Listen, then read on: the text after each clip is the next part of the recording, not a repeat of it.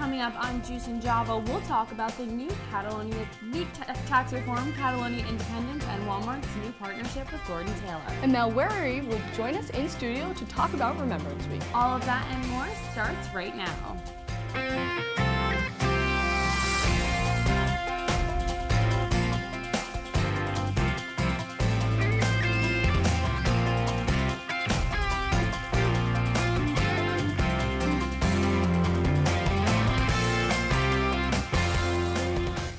Good morning, I'm Mia Rossi. And I'm Rebecca Thornburg. Thanks for starting your morning with us. Let's kick things off with the squeeze.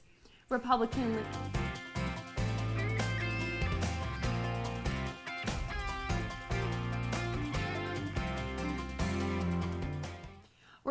leaders in Washington are busy with several key projects for the Trump administration. The Senate voted this week to approve their 2018 budget, passing the bill 51-49. The resolution is important to further Republican efforts on the tax reform bill introduced this month.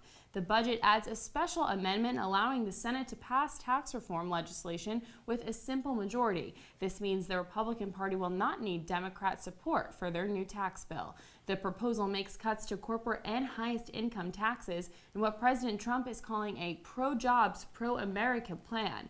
Republicans now have to turn their attention to passing their tax legislation in the House and the Senate.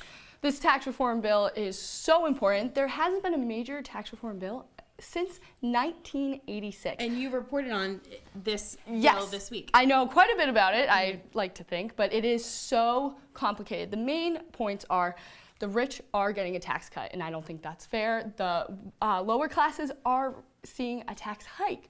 So it doesn't make sense. The brackets of the tax are being cut from 7 to 3. There's so much more to it, but in reality, the wealthier are seeing a tax cut. And we'll see, how this continues to play out. In other political news, the conservative Spanish government has come to an agreement with the socialist opposition to hold regional elections in Catalonia in January. The announcement comes after Catalonian leaders threatened to declare the region independence. The Spanish government says they will begin to impose direct rule over Catalonia to crush the region's earlier independence bid. Spanish Prime Minister Mariano Rajoy says the government will invoke Article 155 of the Constitution, which allows the central government to suspend the autonomy of the Catalonian region administration. As a result, the Article 155 Prime Minister Rajoy is removing separatist leaders Charles Puigdemont from office in order to restore normalcy. Being in Madrid last semester, we're right in the middle of this. Yes, it's so much controversy there because the autonomous communities of Spain are just so different, and they have such different cultures and languages as like Catalonia. And you said that you actually had a class that was based entirely on this controversy. And it's been centuries old, just different cultures, different languages of people. They don't feel they're a part of Spain. They feel like they're a part of Catalonia, so it's very different. Well, in U.S. retail news, Walmart is making a play for the online shopping market. The big box store is partnering with Lord & Taylor to create a larger website presence. Items sold by the luxury retailer will be available on Walmart's website and delivered using the store's 2-day shipping. Walmart is trying to rival Amazon by creating a more expansive online shopping experience. Lord & Taylor's parent company, Hudson's Bay Company, saw sales fall 1.6% in its second quarter this year. A partnership with Walmart gives Lord & Taylor the opportunity to boost its web sales. I'm a huge Lord & Taylor fan, and there is one right around the corner from my house at home, so I do a lot of shopping there, but I don't know if the majority of people do. It's a very interesting partnership, and I think what Walmart is trying to do is create a superstore online, a shopping mall online. I think that's a really cool concept to rival Amazon, the monster of what it is. I just don't know if anybody can sort of get to that level of rivaling Amazon, but we'll see if they can. As you said, Walmart and Lord & Taylor, interesting partnership. Yes. And they have different customers too. Yeah, Lord & Taylor's completely customers different. More higher class. Walmart is just everyone. So it's interesting to see what's going to happen. And people can get both of those things now. From Exactly. The store. So another company that is trying to boost their sales, Google's parent company Alphabet, will be investing $1 billion in ride-hailing service Lyft. The new money coming from Alphabet's investing branch, Capital G, will help Lyft challenge their competitor Uber. Google is currently fighting a legal battle with them over their self-driving car, Waymo. Uber is worth nearly $40 billion, more than Lyft, and has expanded to 84 countries, while Lyft still only operates in the US. The ride-sharing service has not disclosed what they will do with the investment, but say they are excited for what lies ahead. We were talking about this, Uber, Lyft. I tend to go with Uber just because it was the first one that I knew about. But, you know, I've had Uber drivers who tell me that they drive for Uber and Lyft. And Uber has experienced some mishaps in their management, so it's interesting to see how Lyft is going to kind of take advantage of that and maybe just swoop in and try to up their ante. It's interesting to see if they actually go internationally too, or keep the money and just try to better their company within the US. Yeah, because you said Uber isn't in London anymore. Maybe Lyft will try to get in there, and now we have Uber and Lyft in Syracuse. I know, too, it's great. I think it's helped students out a lot too. Yeah. Well, the NFL controversy continues. The NFL will not be forcing players to stand for the anthem. Team owners discussed this issue at the fall meeting and decided not to change their current policy. However, some owners, such as Cowboys owner Jerry Jones, still told their teams that they are required to stand. President Trump is not happy with the NFL's decision. Trump and Vice President Mike Pence released a petition demanding that all players and fans must stand for the anthem. The president also sent out a tweet Wednesday morning stating the NFL's lack of action shows, quote, total disrespect for our great country. I think this whole protest has really shifted into something that it's not. Colin Kaepernick's main objective when he first knelt was to protest the injustice in America, not America as a whole. And I just think it's just sad that his message is not being as clearly stated as it should. And I think that the players are not necessarily protesting against America, but what they see as not right with America right now, the administration, and obviously Trump is not happy about that. And as a private company, they have the right to do whatever they want with their employees. So it's interesting to see how the federal government is going to get involved in this, and they took a stand. And you may not be able to wear the First Lady's gowns, but now you can at least see them in person. Melania Trump donated her inaugural gown to the National Museum of American History on Friday morning. The Slovenian native handed over the gown at a ceremony with Hervé Pierre, who designed the dress and garment now belongs to the First Lady's collection at the Smithsonian. The exhibit, which is over a century old, explored how the First Lady's role has changed and developed throughout the past 200 years. The collection currently holds 26 gowns, including dresses worn by Jacqueline Kennedy, Laura Bush, and Michelle Obama. I thought Melania Trump looked gorgeous on the night of the ball, and I think it's great that people can go see all of the dresses and a little part of history. I visited Washington, D.C. a few years ago, and this was the part of the exhibit that or part of the museum that I remembered the most. So she is, you know, marking her place in history, and for sure. Her dress was so fashion forward too. I thought it was beautiful, and it was funny. She said that this was the last thing on her mind when Trump won. So I think it's interesting how the model, fashion industry, and it's good publicity for the designer as well. Might not be as well of a known designer, and now absolutely he gets that recognition. After the break, we'll talk to a Remembrance Scholar here in studio, and we'll tell you about the events being hosted during Remembrance Week. Stay with us.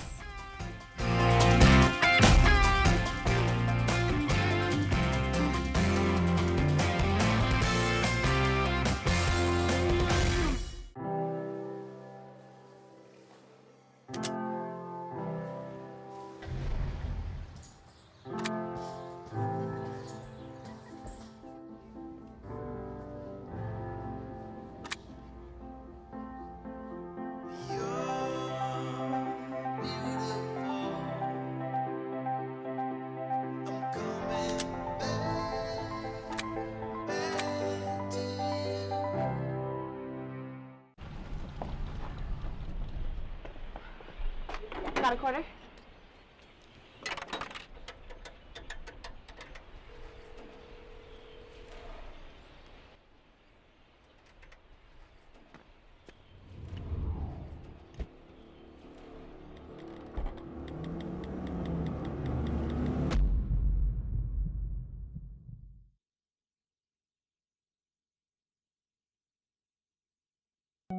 They told me a bottle couldn't dream. That I would never become a superhero.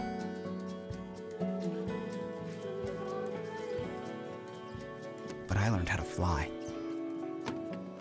just to come back in a new disguise and be the hero that I've always wanted to be.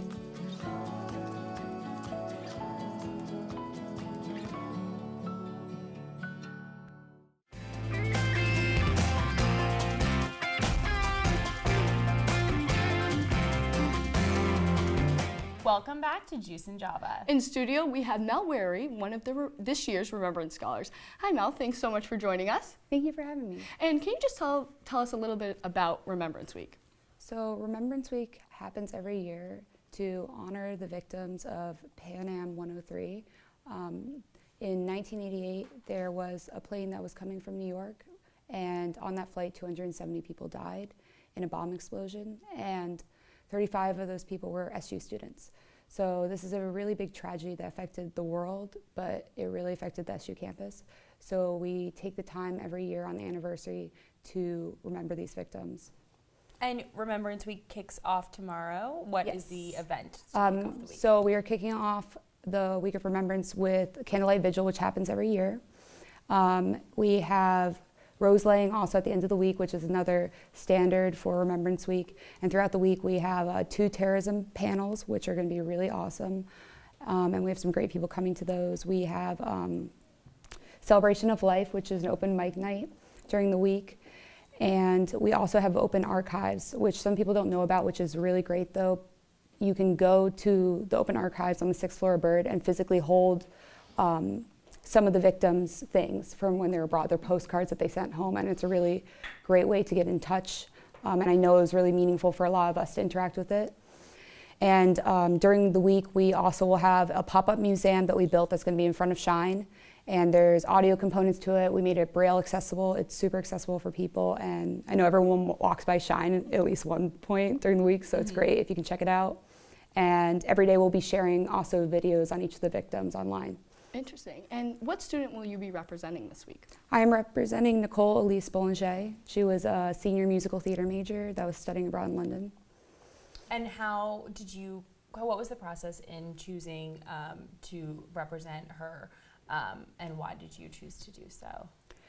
So originally we all come in as Remembrance Scholars not representing anyone, and we write a little bit to the pairing committee on who we relate with the most. We give them a few people and they pair us based on who they feel we best represent.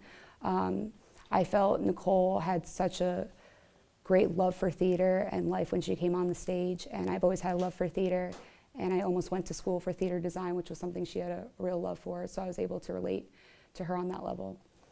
And what does it mean to you to be a Remembrance Scholar? It's a little heavy. It's kind of hard.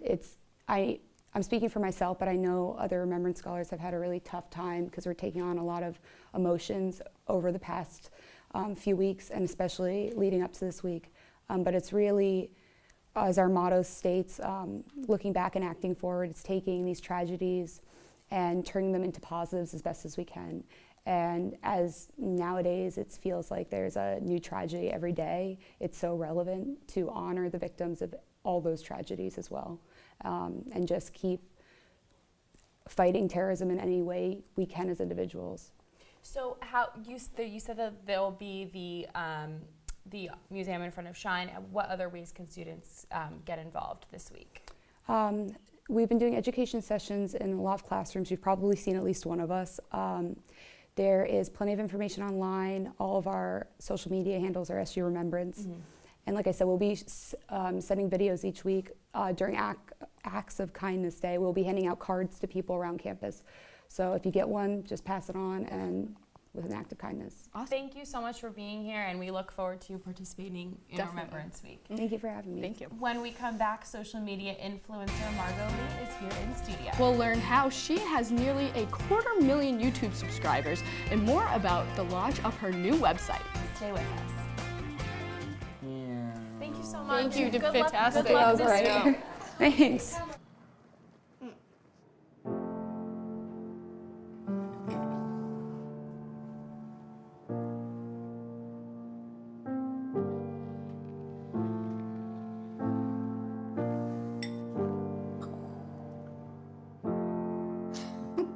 Visit aarp.org/caregiving for information on how to provide even better care for the person who wants to care of you.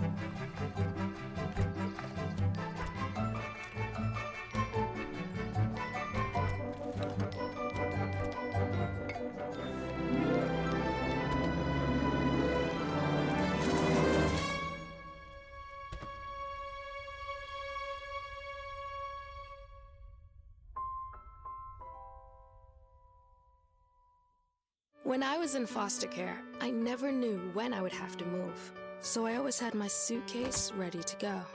Then one day, I was adopted. My new parents opened their hearts and home to me.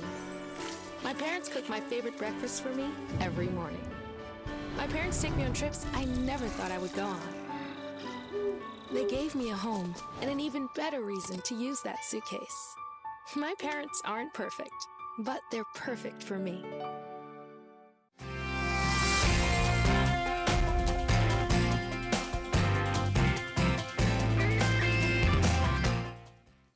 Welcome back to Juice and Java. Rebecca, have you ever wondered how to get more Instagram followers? I honestly do every day, and we have the right person in studio to tell us how. Margot Lee is a Syracuse student studying at Newhouse with a YouTube channel and nearly 250,000 subscribers. She recently launched her own website in addition to her YouTube channel and Instagram account. Margot, welcome to Juice and Java. I'm sure you're familiar with being on camera. How did you start your vlog? So actually in middle school, I had a YouTube channel with two of my best friends, and we just made little music videos. We had 12 subscribers, and we were really proud of all of them. A little bit. But when we went into high school, one of them went to boarding school. One of them just wasn't really interested in it, and I knew it was something that I wanted to keep doing. So I did make my own channel, and it was very private at first. But around junior year of high school, I was still kind of the only one doing it in my school.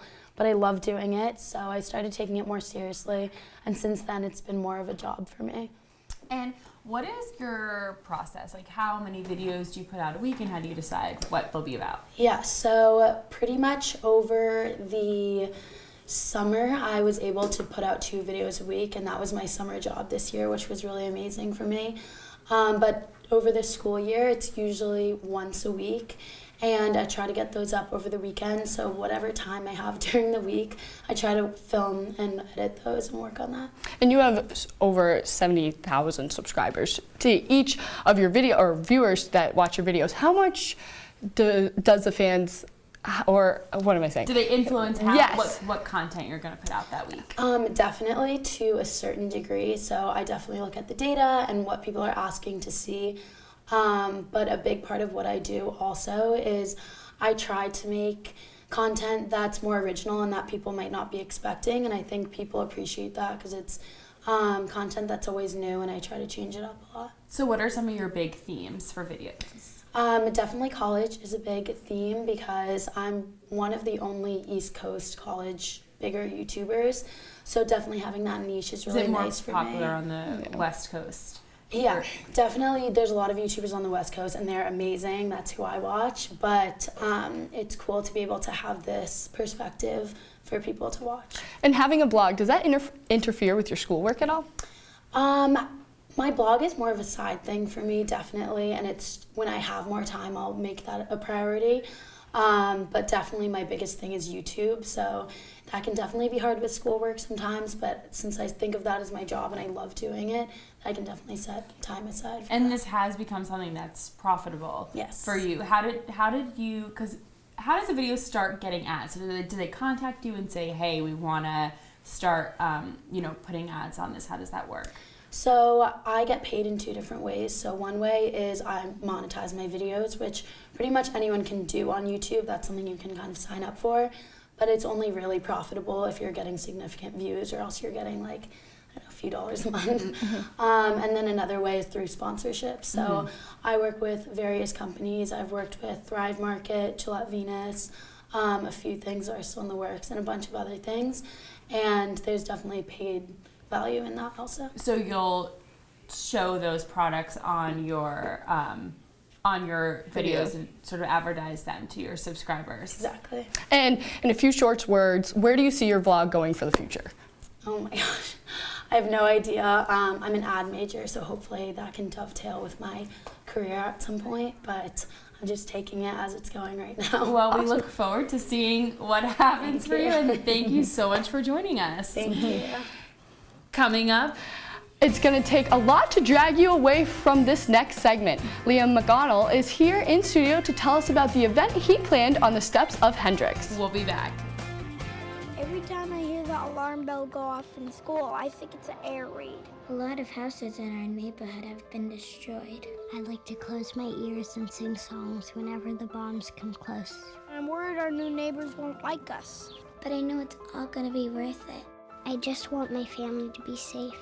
But these are not my words. These are not my words. These are not my words.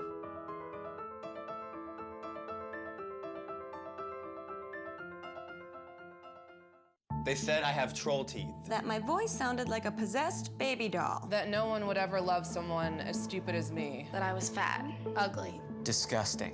The effect of bullying is potent. We will no longer be the silent majority. Now, when you see online bullying, there's something you can do about it. We're gonna take action with the I. I am a witness. I am a witness. I am a witness. I am a witness. I am a witness, and so are you.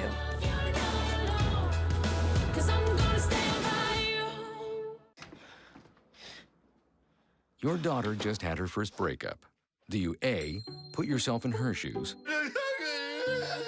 B, console her? Don't worry, sweetie. This is gonna happen a lot. Or C, find her a new boyfriend? Nice, single boys. That was weird. As a parent, there are no perfect answers. But you don't have to be perfect to be a perfect parent. Thousands of teens in foster care will love you just the same.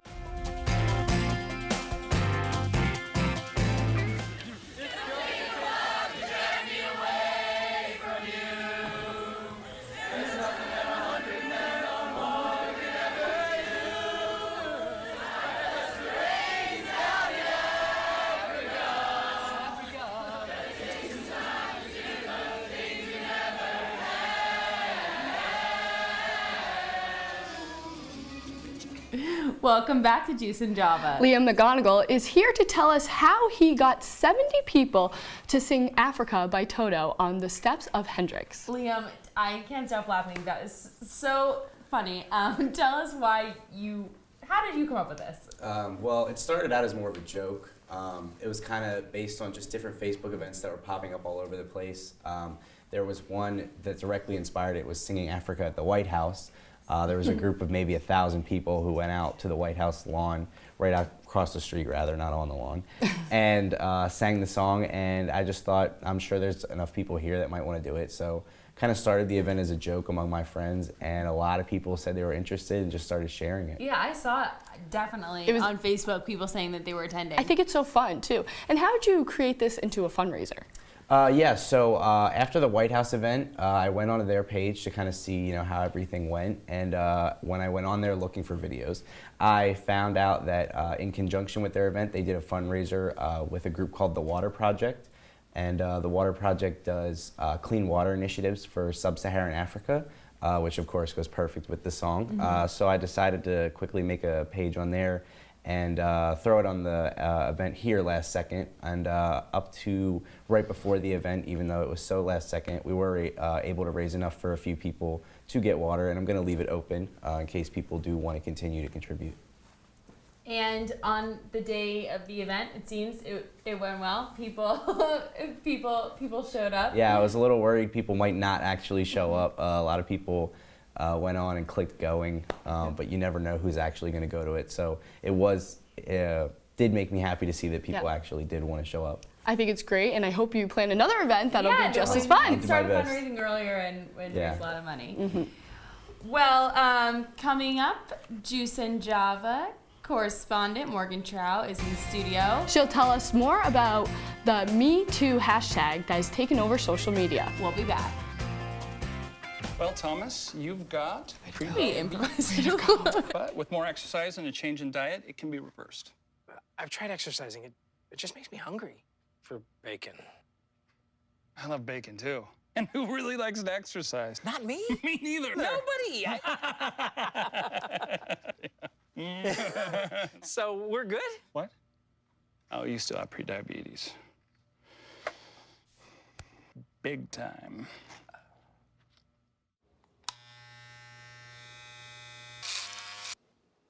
You've messed up your son's haircut. Mom?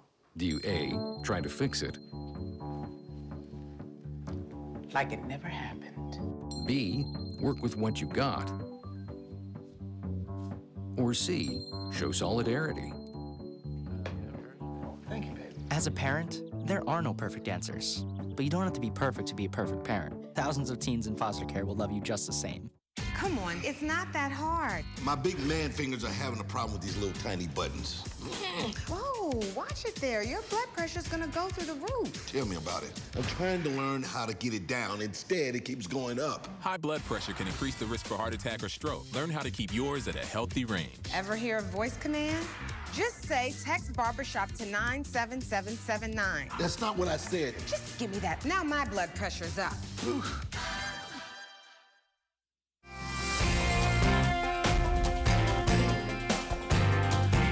Welcome back to Juice and Java. Morgan Trout is here to tell you everything going on with hashtag #MeToo.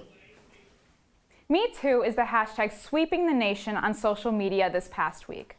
This viral trend allows people who have been sexually assaulted or harassed to publicly acknowledge it and share it in a greater community of people who have suffered through similar experiences. Its purpose is to unite the voices of all people who have experienced sexual harassment, abuse, or assault, and to show the widespread endemic issue. The use of the hashtag reveals the gravity of how many people get stared at, catcalled, groped, molested, and raped. This movement began after an expose by Ronan Farrow was published, exposing powerful movie executive Harvey Weinstein's history of settling numerous sexual assault and harassment claims against him throughout his career. After this story went viral, actresses and models have come out to share their experiences with Weinstein, detailing story after story of his inappropriate, unethical, and criminal behavior.